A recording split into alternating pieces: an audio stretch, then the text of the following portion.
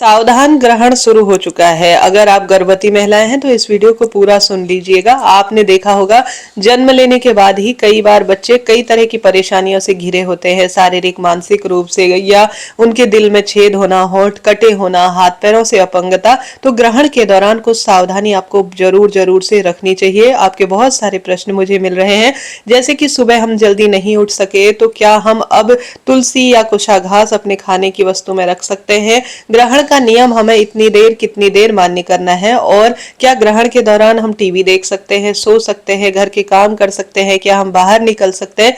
इस तरह के बहुत सारे प्रश्न मुझे मिल रहे हैं, तो उन्हीं का इस वीडियो में आपको पूरा जवाब मिलेगा। बस आप अंत तक बने रहें।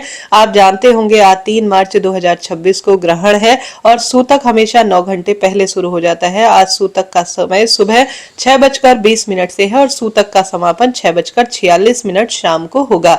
ऐसे में आप सभी पूर्ण रूप से सबसे पहले तो अपने दिन की शुरुआत भगवान का नाम स्मरण करते हुए करें। जितना संभव हो ग्रहण के दौरान नाम जाप को प्राथमिकता दे। श्री कृष्ण गोविंद हरे मुरारी, हे नाथ नारायण वासुदेवाय, इस महामंत्र का जाप करें, या कृष्णाय वासुदेवाय हरये परमात्मने प्रणतः क्लेश नाशाय गोविंदाय नमो नमः। इन मंत्रों को मात्र सुन लेने से, मन ही मन जाप करने से कोई भी नकारात्मक ऊर्जा आपके आसपास नहीं आती। आज मंगलवार का दिन है, आप जानते होंगे मंगलवार का दिन हनुमान जी के लिए जाना जाता है। हनुमान जी आपके गर्भस्थ शिशु की रक्षा करें, इसके लिए आप सभी को, जहां पर भी आप ज्यादातर समय बैठते हैं उठते हैं, सभी के लिए यह बात लागू होती है। उसके आसपास हनुमान चालीसा या हनुमान जी से संबंधित कोई मंत्र इत्यादि धीरे धीरे आप हनुमान चालीसा इत्यादि मोबाइल इत्यादि में चलाते हैं तो बहुत शुभ रहता है। अनावश्यक की फालतू डरावनी वीडियोस को बिल्कुल भी ना देखें। जैसा आप सोचते हैं वैसा आपके साथ हो जाता है।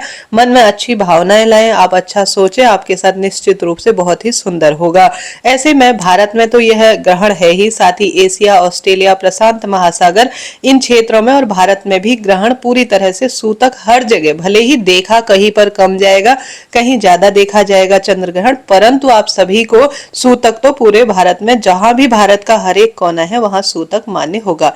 सूतक में या आप सुबह या जब भी आपको लगे कि मैं अभी भूल चुकी थी तो इसमें कुशा डाल देती हूँ या तुलसा पत्र डाल देती हूँ, तो निश्चित रूप से तुलसी का पत्ता कई बार प्रयोग में लिया जा सकता है। भगवान को चढ़ाया गया तुलसी का पत्ता पानी के लोटे में, गंगा जल में, सब गंगा जल में नहीं, तुलसी का जो भी पत्ता घर में जो भी खाना है, कहने का मतलब है उन सब में तुलसी या कुशा घास डाल दीजिए ताकि कोई भी चीज दूषित हो ही ना। ठीक है, अब ग्रहण कब से शुरू होगा? देखिए सूतक की तो हमने बात कर ली। ग्रहण शुरू होने वाला है दोपहर में 3:20 से 6:46 के आसपास तक। ठीक है, ग्रहण का ये जो समय है ना, चंद्र ग्रहण का 3:20 से 6:46 तक, यह सभी के लिए बहुत प्रभावी है।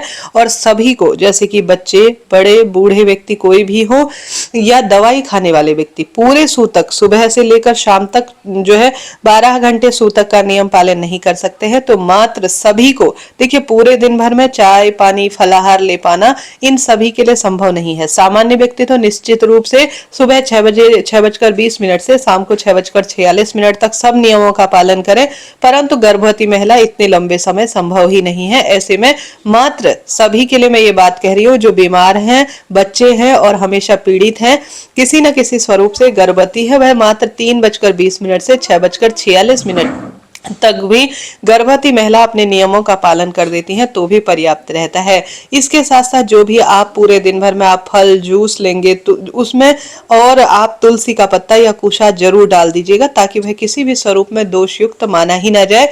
आप निश्चित रूप से उस पानी का सेवन कर सकती है, बाद में, पहले हर स्वरूप में। अब प्रश्न आता है, दीदी हम टीवी देख सकते हैं क्या? देखिए टीवी आप निश्चित रूप से देख सकते हैं, परंतु टीवी देखने की बजाय कोई थोड़ी देर पुस्तक पढ़िए।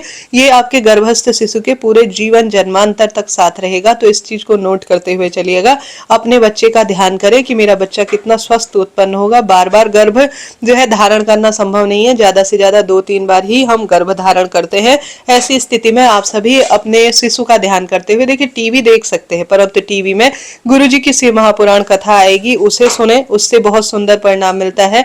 अन्य गुरुजन की कथा आएंगी, उसे सुने। अनावश्यक बार बार ग्रहण की ही वीडियो ना देखें, जैसा आप सोचते हैं वैसा आपके साथ होता है। मन शांत कर कर सुंदर हनुमान जी की कथा, भगवान श्री कृष्ण की लीलाएं, यह टीवी में देखें। निश्चित रूप से आप टीवी मोबाइल देख सकते हैं।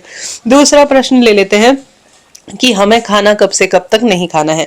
खाना देखिए पूरे दिन भर में अगर आपसे रहा जाता है, आप स्वस्थ व्यक्ति हैं, तो आप सुबह से लेकर जैसे 6:20 से शाम को 6:46 तक आज उपवास रखे, रसोई अपनी बंद करें, नहीं खाए। परंतु जो बूढ़े व्यक्ति है, गर्भस्थ शिशु है, वह 3:20 से शाम 6:46 तक भी अपने नियमों का पालन कर लेते हैं, तो भी बहुत रहता है। ठीक है, कोई दिक्कत की बात नहीं है।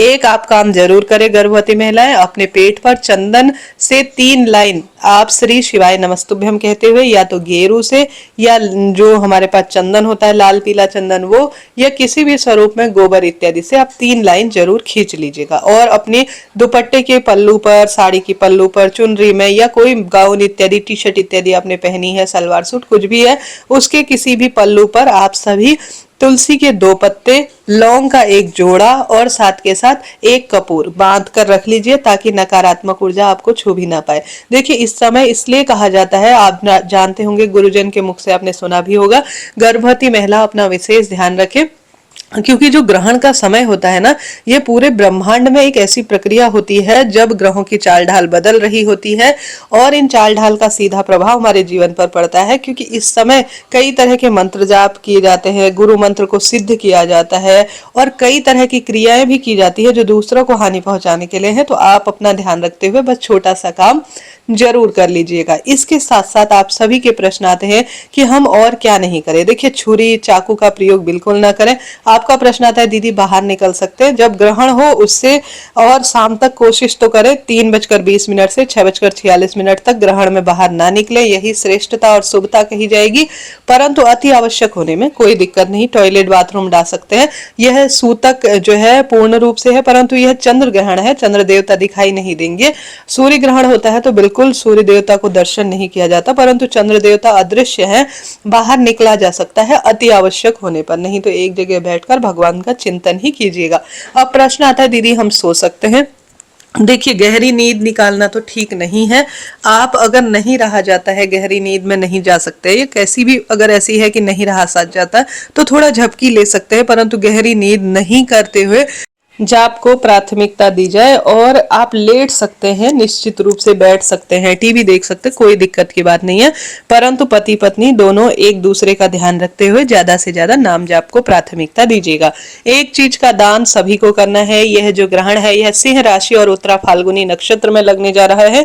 जब चंद्र देवता ग्रसित होंगे उस समय वह सिंह राशि में विराजमान होंगे। ऐसी स्थिति में आप सभी सिंह राशि के जातक और सभी 12 राशि के जातकों को शिव मंदिर में जाकर चावल का दान करना चाहिए, दूध दही का दान करना चाहिए, रुई और घी का दान करना चाहिए। इससे बहुत अच्छे परिणाम मिलते हैं और सौभाग्य बढ़ता चला जाता है। तो यह कार्य जरूर करें। ग्रहण समाप्त होने के बाद अपने घर पर गंगाजल छिड़काव करें, गौमूत्र छिड़काव करें, साफ सफाई करें, खुद भी स्नान करें और साथ के साथ भगवान जी को स्नान कर भोग प्रसाद समर्पित करें और अपने द्वार पर दीपदान जरूर करें। ग्रहण समाप्त होने के बाद आप सभी को अपने घर पर गूगल, कपूर, तेज पत्ता, लौंग, इलायची को समर्पित कर देना चाहिए। जो अपने साड़ी के सूट के पल्लू में बांधा है उससे भी आप अपने घर पर जो गूगल इत्यादि जलाएंगे तो उसमें भी आप डाल सकते हैं, इससे भी लाभ होता है। तो इस तरह से मैंने पूरी जानकारी आपको दी। फिर भी कोई प्रश्न हो तो आप पूछें, आपका अपना चैनल है।